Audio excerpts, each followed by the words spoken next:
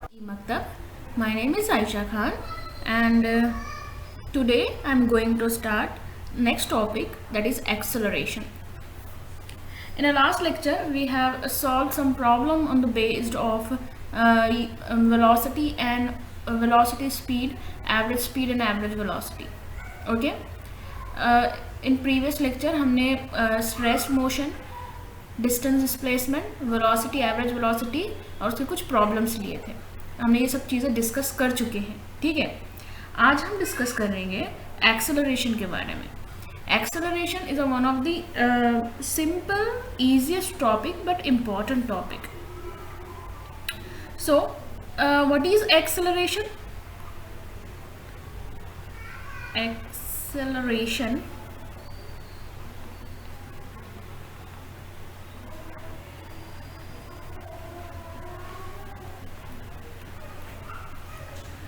acceleration is nothing but the rate of change of velocity. Rate of change of velocity. Okay, that is acceleration is equals to dv divided by dt. Okay, there are the two types of acceleration is एक होता है average acceleration और एक होता है instantaneous acceleration. First is average acceleration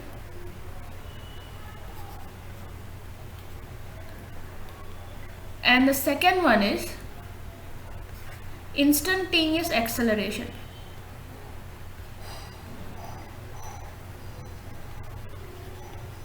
Okay guys, so एक तो acceleration means the rate of change of velocity. अब एवरेज एक्सेलरेशन मीन्स क्या है? Average acceleration A is equals to final velocity minus initial velocity divided by delta t, or you can say t2 minus t1, or you can say that is delta v divided by delta t. Average का मतलब आप समझ सकते हैं कि average का मतलब क्या होता है. एवरेज का मतलब होता है कि जैसा कि अगर हम वेलोसिटी की बात करें, स्पीड की बात करें, तो अगर आप फॉर एग्जांपल अगर आप मुंबई में हैं, मुंबई से आप दिल्ली जा रहे हैं, तो मुंबई से दिल्ली जाने में आपको आपकी जो स्पीड है वो कभी कांस्टेंट तो नहीं रहेगी. 30 मीटर पर सेकेंड से आप हमेशा तो नहीं चलेंगे, कभी स्पीड आपकी ज़्यादा होगी, कभी कम होगी. उन सारों को एवरेज निकाल, जब एंड हो जाती है जर्नी, जब हमारी जो जर्नी एंड हो जाएगी, मीन्स हम दिल्ली, मुंबई से दिल्ली पहुंच जाएंगे, तो हम ये कह सकते हैं कि हमारी एवरेज स्पीड ये रही है. हम कोई पर्टिकुलर स्पीड का नाम नहीं लेते उसमें. तो उसी तरह एवरेज एक्सेलरेशन होता है. ठीक है, स्पीड बढ़ेगी तो एक्सेलरेशन भी बढ़ेगा, स्पीड घटेगी तो एक्सेलरेशन, वेलोसिटी बढ़ेगी तो एक्सेलरेशन भी बढ़ेगा, वेलोसिटी घटेगी तो एक्सेलरेशन भी घटेगा. ओके, इंस्टेंटेनियस एक्सेलरेशन का मतलब है उसी समय पर. ओके, क्या एक्सेलरेशन रहा, that is dv by dt. Acceleration, instantaneous acceleration बहुत छोटे टाइम में चेंज होता है एक्चुअल में. जैसा कि अगर ये जैसे delta T tends to zero, but actual में ये जीरो नहीं होता है, नियर अबाउट जीरो होता है. ठीक है, इसी को हम क्या करते हैं, इंस्टेंटेनियस एक्सेलरेशन कहते हैं. बहुत छोटा टाइम के लिए velocity means delta V tends to zero but not zero actually. अब देखो यहाँ पर एक्सेलरेशन की यूनिट क्या है, मीटर पर सेकेंड स्क्वायर. अब ये हमने देखा था कि वेलोसिटी का यूनिट है मीटर पर सेकेंड, और यहाँ हम देख रहे हैं एक्सेलरेशन का यूनिट है मीटर पर सेकेंड. तो एक्चुअली ये होता क्या है, एक्सेलरेशन होता है वेलोसिटी dv बाई dt होता है. तो वेलोसिटी के लिए कितना हो जाएगा, मीटर पर सेकेंड और डिवाइडेड बाय सेकेंड, मतलब कि ये मीटर पर सेकेंड है. अगर हम इसको देखें, एक्सेलरेशन क्या है, मीटर पर सेकेंड. ठीक है, अब ये मीटर पर सेकेंड मीन्स क्या है, सपोज कीजिए कि एक्सेलरेशन हमारे पास है 2 मीटर पर सेकेंड स्क्वायर, यानी ये 2 मीटर पर सेकेंड से चेंज हो रहा है. इनिशियली मान लीजिए हमारे पास time t is equal to 0 है और यहाँ पर वेलोसिटी 0 है. ठीक है, अब आगे हम गए, मैंने कहा मीटर 2 मीटर पर सेकेंड, यानी अगर ये पर सेकेंड यानी टाइम इसका 1 सेकेंड से बढ़ जाए तो वेलोसिटी में 2 मीटर पर सेकेंड का चेंज आ रहा है. फिर हमने टाइम को 1 सेकेंड से बढ़ा दिया तो ये फिर वेलोसिटी में 2 मीटर पर सेकेंड का चेंज आ रहा है. फिर हमने वेलोसिटी टाइम को बढ़ा दिया 1 सेकेंड से, 3 सेकेंड में, तो ये कितना हो जाएगा, ये फिर से 2 मीटर से बढ़ रहा है। यानी इसका एक्सेलरेशन का मतलब है वेलोसिटी पर सेकेंड, यानी हर पर सेकेंड पे 2 मीटर पर सेकेंड या मीटर पर सेकेंड से ये बढ़ रहा है। ठीक है, ये होता है एक्चुअली एक्सेलरेशन मीटर पर second square. Okay, so it is very easy after some possible cases in acceleration। तो फर्स्ट केस क्या है इसका, फर्स्ट केस है when only direction of the velocity changes, when only direction of velocity changes। अब ये कब possible है वो भी देखेंगे। सेकेंड वन है when only magnitude of the velocity changes, when only magnitude of velocity changes, and third one is when the both magnitude and the direction of a velocity changes, when the both magnitude and the direction of velocity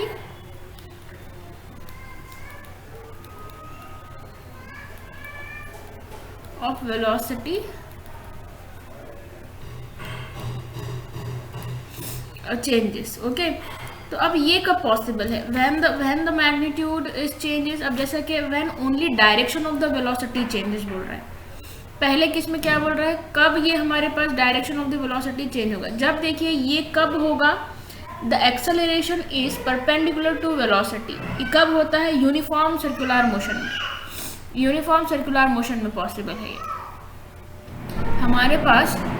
ठीक है,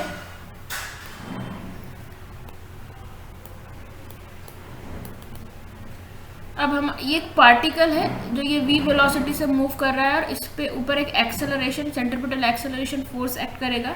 जैसा जैसा ये आगे बढ़ेगा तो यहाँ से क्या चेंज हो रहा है, ये क्या है, एक्सेलरेशन है, वेलोसिटी है, वेलोसिटी और you can say the acceleration is perpendicular to the velocity. और यहाँ पर आप देखेंगे तो ये यहाँ क्या चेंज हो रहा है, only the direction of the velocity changes, magnitude is not changes. Okay, when only the direction of the velocity changes। कब ऐसा होगा, जब acceleration is perpendicular to the velocity होगा। यहाँ पर क्या होता है, मैग्नीट्यूड चेंज नहीं होता है, ओनली डायरेक्शन चेंज होता है। Please remember in a uniform circular motion, ये कौन सा केस है, यूनिफॉर्म सर्कुलर मोशन का केस है।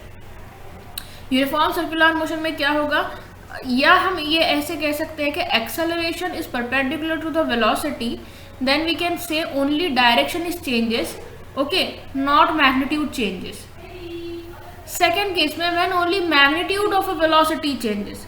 अब ये सेकेंड केस में क्या बोल रहा है, only magnitude of the velocity changes, then acceleration is parallel और anti parallel to the velocity. अगर मान लीजिए एक्सेलरेशन पैरेलल है वेलोसिटी के या एंटी पैरेलल है वेलोसिटी के, तब क्या होगा, जब ये एक्चुअल में हमारे पास इसमें मैग्नीट्यूड चेंज होगा, डायरेक्शन चेंज नहीं होगा। इसकी एग्जाम्पल क्या है, मोशन अंडर द ग्रेविटी। कोई पार्टिकल है, ये अगर ऊपर, अगर ये वेलोसिटी भी ऊपर, इसके पैरेलल अगर एक्सेलरेशन है और इसी के उसमें अब देखो, अगर हम देखें यहाँ पर मोशन अंडर द ग्रेविटी में अगर एक्सेलरेशन डाउनवर्ड है और द पार्टिकल का मोशन भी डाउनवर्ड है, ठीक है, वो इसका पार्टिकल का जो मोशन है वो भी डाउनवर्ड है, ये दोनों क्या है, पैरेलल हो गए। ठीक है, इस केस में क्या हो जाता है, मैग्नीट्यूड चेंज होता है। इस केस में डायरेक्शन चेंज नहीं होगा, मैग्नीट्यूड चेंज होगा। Please remember this thing. ठीक है, अगर हमारे पास देखो, अगर acceleration parallel to the velocity है, अगर acceleration parallel to the velocity है तो क्या हो जाएगा, मैग्नीट्यूड इंक्रीज होगा, और anti parallel to the velocity है तो मैग्नीट्यूड डिक्रीज होगा। Okay, now the third case, when the both magnitude and the direction of the velocity changes. When the then acceleration has a two component, one is perpendicular to the velocity and another parallel to the velocity, or you can say anti parallel to the velocity. Example हो जाएगी इसकी projectile motion. अगर आप देखेंगे, अगर आप projectile motion के case में देखेंगे तो क्या हो जाएगा ये, अगर हमने यहाँ से किसी पार्टिकल को थ्रो कर, ठीक है, तो अब ये जब ये हर पॉइंट पर इसका डायरेक्शन भी चेंज हो रहा है, उसका मैग्नीट्यूड भी चेंज हो रहा है. तो इसकी एग्जांपल कौन सी हो गई, इसकी एग्जांपल हो गई हमारी projectile motion. Okay, projectile motion के केस में क्या हो जाता है, यानी एक्सेलरेशन में डायरेक्शन भी चेंज होगा, मैग्नीट्यूड भी चेंज होगा, और सेम इन के एक ही केस में यहाँ पर मैग्नीट्यूड और डायरेक्शन दोनों भी चेंज होने की पॉसिबिलिटीज है. ओके, ये हो गया हमारे 3 केसेस. नेक्स्ट है हमारे पास acceleration. What is the retardation. Retardation क्या चीज है, रिटार्डेशन को अगर सिंपल वर्ड में अगर हम बोले, negative acceleration. Retardation is what, negative acceleration.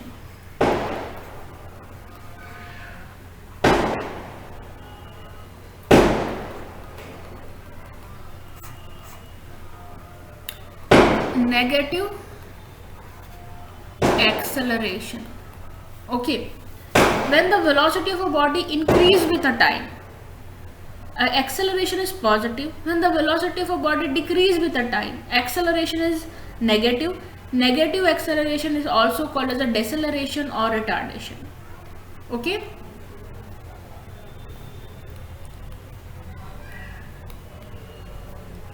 deceleration or retardation.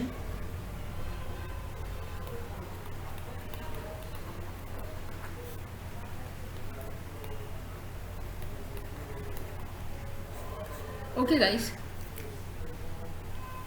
now we will see the some problem based on acceleration. First problem I'm taking,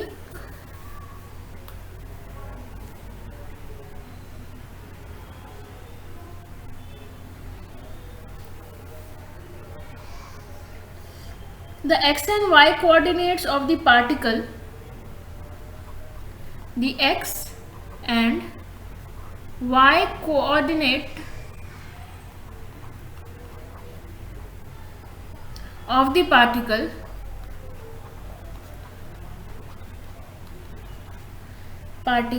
at any time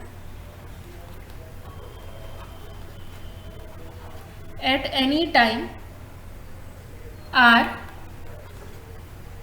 x is equals to 5t minus 2t square and y is equals to 10t respectively,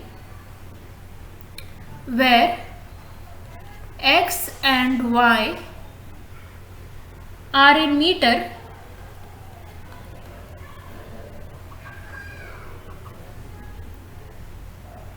and t is in second.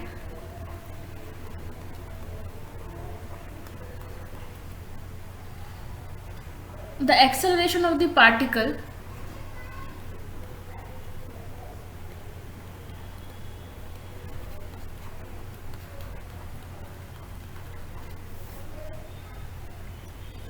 at t is equals to 2 seconds is, we have to find the acceleration of the particle in 2 seconds. तो actually ये question है NEET 2017 का.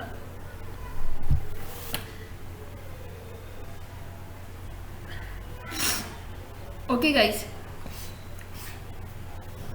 This question is from the NEET 2017.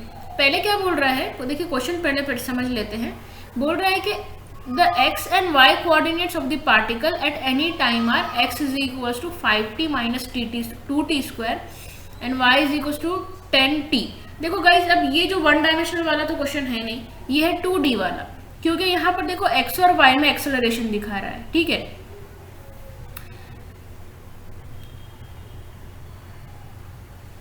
where x and y are the meter and t in a second, then acceleration of the particle 2 second. यानी इसका देखो actually displacement इसका x में है और y में भी है, ठीक है। तो हम पहले देखेंगे x is equals to what is given 5t minus 2t square.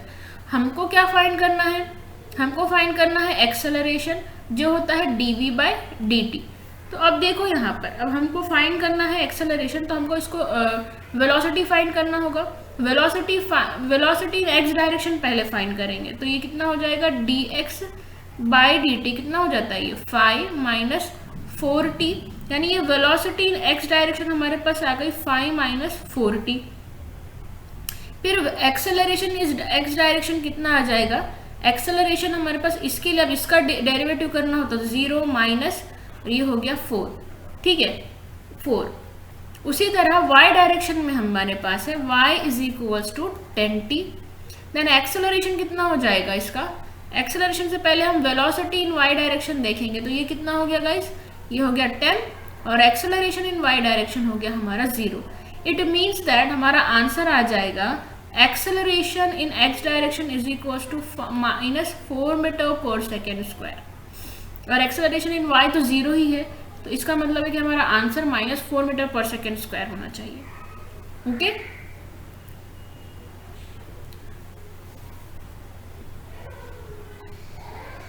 now we will move to the next question. The next question says that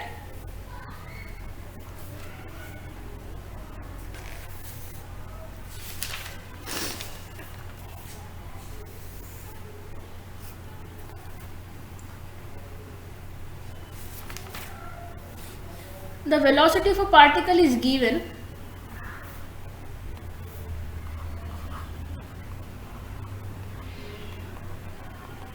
the velocity of a particle is given v is equals to 2t square minus 3t plus 10 meter per second. Find the instantaneous acceleration. Find the instantaneous acceleration at t is equals to 5 seconds.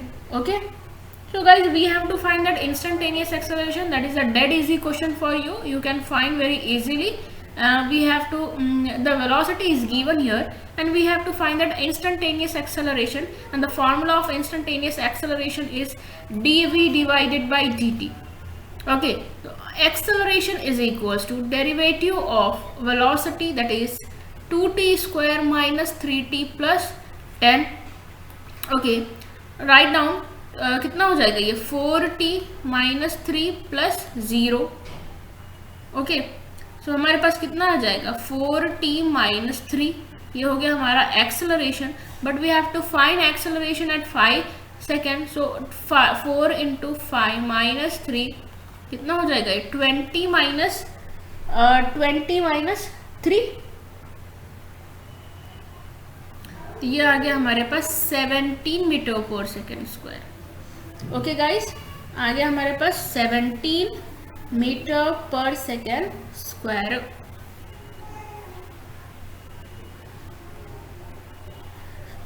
Okay, dead easy question.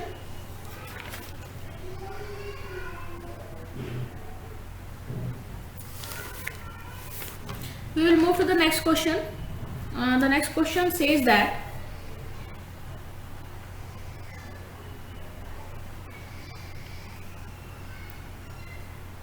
the displacement of a particle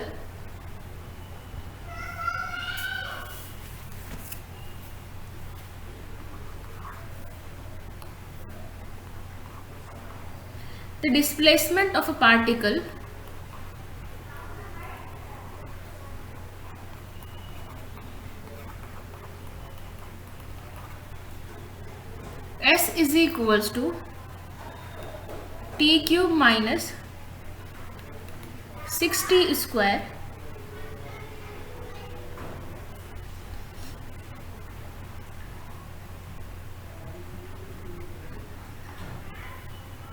find the acceleration when it is at rest. Okay guys, अब हमको देखो यहाँ पर twist है, मतलब कितना clearly नहीं बोला उसने, तो उसने ऐसा बता दिया है कि हमको एक टर्म दे दिया, it is at rest. Rest का मतलब क्या हो जाता है? रेस्ट का मतलब v is equal to 0, velocity 0, ठीक है। तो हम क्या करेंगे, s is equals to T cube minus 6t square as it is, and we have to find that acceleration. So before acceleration, so going to the acceleration, we must have to know the velocity. velocity के लिए हमको इसका derivative करना होगा, ये हो जाएगा 3t square minus 12t। Okay guys, ये हो गया v is equal to 3t square minus 12t, और एक्सेलरेशन कितना हो जाएगा इसका 6t माइनस 12, ये एक्सेलरेशन। बट हमको रेस्ट में बोला, यानी हमको क्या करना, वेलोसिटी 0 करना होगा। वेलोसिटी 0 यानी 3t square minus 12t is equal to 0। अब इसमें से क्या कीजिए, 3 कॉमन निकाल दीजिए और t कॉमन निकाल लीजिए, कितना हो जाएगा, t बचेगा यहाँ, t स्क्वायर में से t बचा माइनस 4 बचा, और ये हो गया 0, यानी t इज इक्वल्स टू 0 पर रेस्ट पर रहा होगा, या फिर t is equals to 4 second पर पार्टिकल रेस्ट पे रहा होगा, ठीक है। t इज इक्वल्स टू 0 पर या t is equals to 4 second पर। तो अगर हम 0 देखें तो एक्सेलरेशन क्या आ रहा है, अगर आप एक बार 0 रखेंगे तो ये 0 माइनस 12 मीटर पर सेकेंड स्क्वायर, इस इक्वेशन में रखिए, और एक्सेलरेशन इज इक्वल टू कितना हो जाएगा, 6 इंटू 4 माइनस 12, 6 24 मनफी 12, यानी कितना हो जाएगा 12 मीटर पर सेकेंड स्क्वायर। यानी we have two answer, that is plus और माइनस 12 मीटर पर सेकेंड स्क्वायर, यानी माइनस 12। देखो ऑप्शन यहाँ गिवन नहीं है, लेकिन ऑप्शन की पॉसिबिलिटीज ऐसी है कि एक बार आपको सिर्फ दिया जाएगा कि +12 में +12 एक ऑप्शन मान लीजिए, +12 एक ऑप्शन -12, और एक ऑप्शन रहेगा प्लस माइनस, मतलब बोथ एक ऑप्शन रहेगा बोथ, या फिर फोर्थ ऑप्शन रहेगा नॉन ऑफ दिस। तो हमको क्या करना है, बोथ करना है। ओके गाइस, सो ये हो गया हमारा final answer.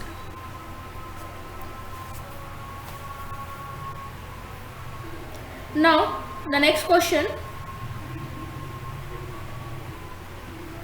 a particle is moving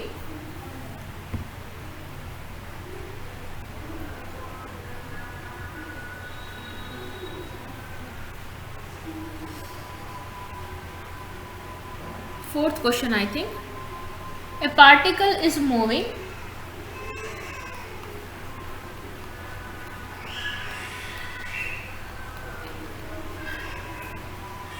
with a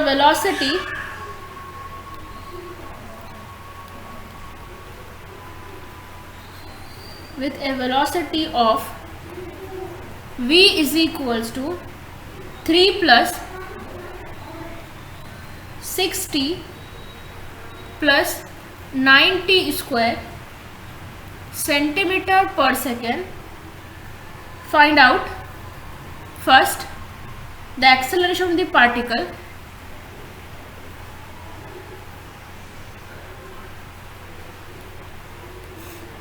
particle at t is equals to 3 seconds. Second one, the displacement of the particle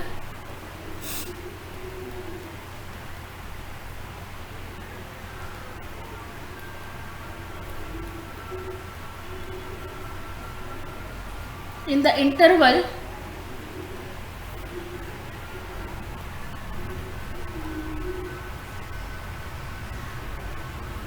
t is equals to 5 seconds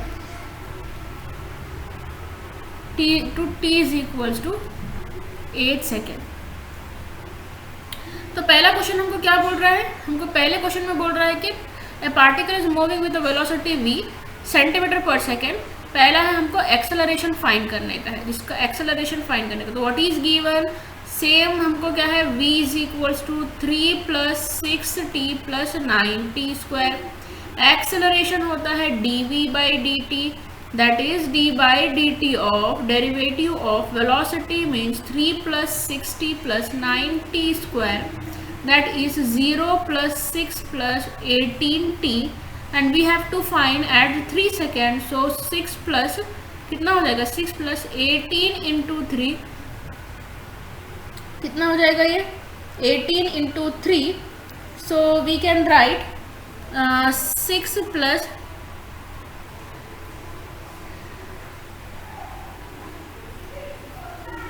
54 into कितना हो जाएगा, ये 60 सेंटीमीटर पर second square. Okay, at time t = 3 second में पूछा था।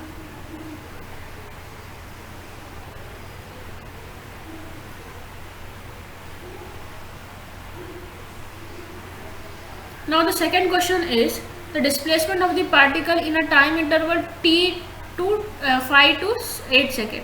Displacement of the particle पूछा है उन्होंने, हमको क्या दिया है, वेलोसिटी दिया गया है, हमको दिया वेलोसिटी, सेकेंड क्वेश्चन का सॉल्यूशन है यहाँ, हमको दिया velocity that is v is equals to 3 + 6t + 9t square. हमको क्या बोल रहा है अभी, हमको बोल रहा है कि the displacement of the particle, displacement of the particle क्या होता है, ds/dt, दैट इज 3। हम वेलोसिटी को डिस्प्लेसमेंट बाय टाइम भी लिख सकते हैं, ठीक है, 6t + 9t स्क्वायर। ds को एज इट इज रखिए और t को उधर लेकर जाइए, बचेगा ये 6t + 9t स्क्वायर dt। ये सारी चीज़ें हम ऑलरेडी वेक्टर्स मैथमेटिकल में डेरिवेटिव में पढ़ चुके हैं। ओके, दोनों साइड में अगर डेरिवेटिव है तो क्या करेंगे, हम इंटीग्रेशन अप्लाई करेंगे, ठीक है, इंटीग्रेशन अप्लाई करेंगे तो ये कितना हो जाएगा, 0 से s में कीजिए, और इसके लिए टाइम इंटरवल कितना दिया आपको, इसके लिए टाइम इंटरवल दिया गया है 5 to 8, ठीक है। ये हो जाएगा अपर लिमिट माइनस लोअर लिमिट, यानी ये 0 s - 0, या फिर हम डायरेक्ट ना करते हुए इंटीग्रेशन ऑफ द ds होता है s, ये हो जाएगा 0 to s, और इंटीग्रेशन इसको सेपरेट कर दीजिए, 5 to 8 3dt + 6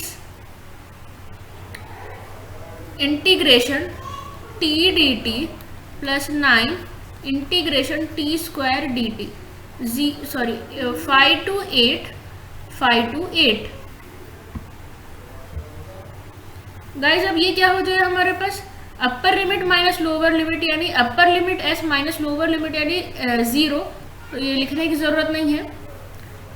3 कांस्टेंट है, बाहर आ गया, इंटीग्रेशन ऑफ द dt हो जाता है t, ठीक है, ये हम डायरेक्ट लिमिट अप्लाई करेंगे, दैट इज 5 और 8 plus 6 as it is, t dt का इंटीग्रेशन होता है t स्क्वायर डिवाइडेड बाई 2, ये होगा हमारे पास 5 to 8 2 × 6 प्लस 9, ये हो गया हमारे पास t स्क्वायर dt, यानी कितना हो जाएगा, t³ / 3, 5 to 8 3 × 9, तो s is equals to 3t 5 to 8 plus 3t square 5 to 8 plus 3t³ 5 to 8, s as it is, upper limit minus lower limit plus 3 as it is, upper limit यानी 8 का square minus lower limit यानी 5 का square plus 3 as it is, upper limit यानी 8 का cube minus lower limit यानी 5 का cube. Okay,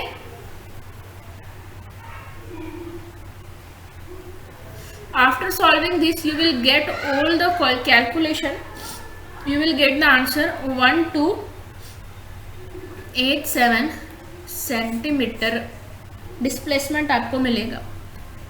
या तो कैलकुलेशन कर लीजिए, करेंगे तो ये बेहतर रहेगा, ठीक है। So this one we calculate the displacement of the particle of the time interval.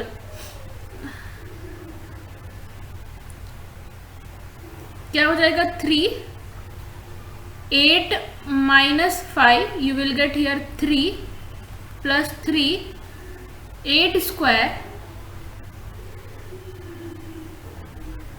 64 minus 25 plus 3, 8 cube,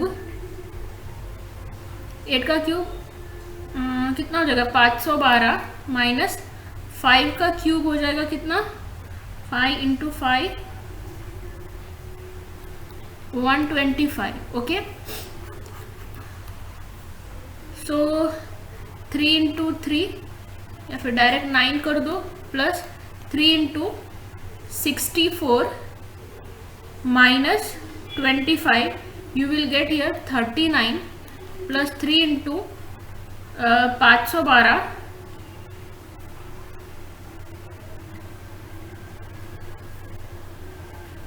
minus 125, you will get here 387, okay. So ये हो गया हमारे पास 3 into 39, 9 plus 3 into 39, you will get 117 plus 3 into 387, you will get 1161, okay. 387 1161, इसको हम plus करेंगे 117 plus 9, you will get here 1287 centimeter, okay। So this is the problem of acceleration based on the topic that is acceleration. We will see another, और हम और ज़्यादा problems देखेंगे acceleration के।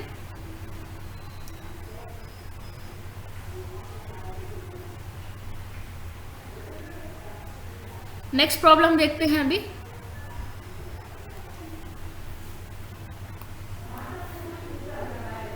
Question number I think 5 है ये।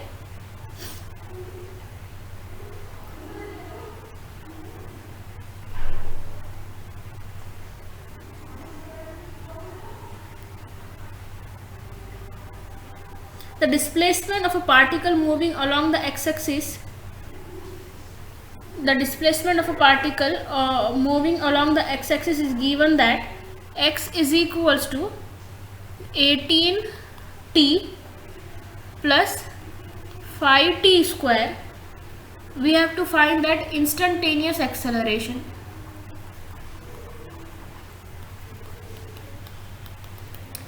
Again, what is the instantaneous acceleration?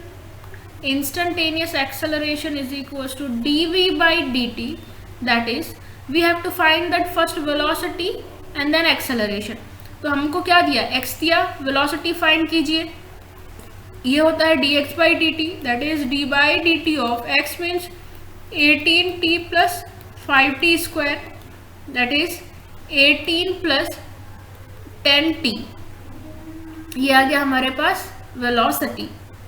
Acceleration क्या हो जाएगा फिर, एक्सेलरेशन 0 plus 10, तो हमारा एक्सेलरेशन आया 10 मीटर पर second square, okay. Next question है 6th question. I am taking problem from the Arihant, okay. Arihant से कुछ क्वेश्चन लिए जा रहे हैं इसमें। The displacement x of a particle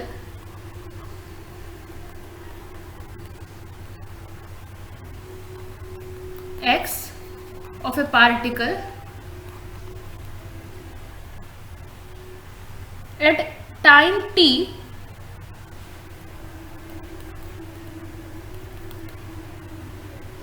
along a straight line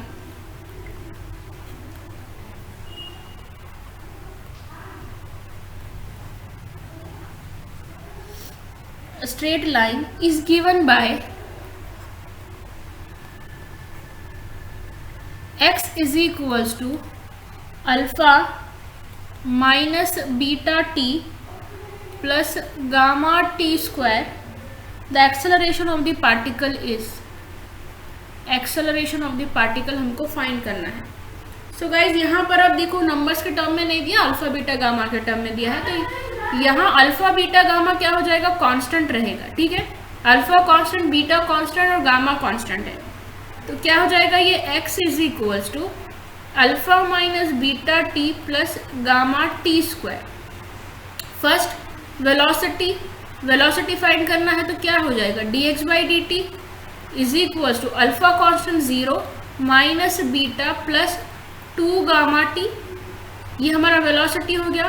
acceleration dv by D T, sorry ये हमारा वेलोसिटी हो गया। एक्सेलरेशन क्या होता है, dv बाई डी टी, यानी वेलोसिटी हमारे पास 0 माइनस 0 प्लस कितना हो जाएगा ये 2 गामा, यानी एक्सेलरेशन आया हमारे पास 2 गामा मीटर पर सेकेंड स्क्वायर, 2 गामा मीटर पर सेकेंड स्क्वायर। ओके,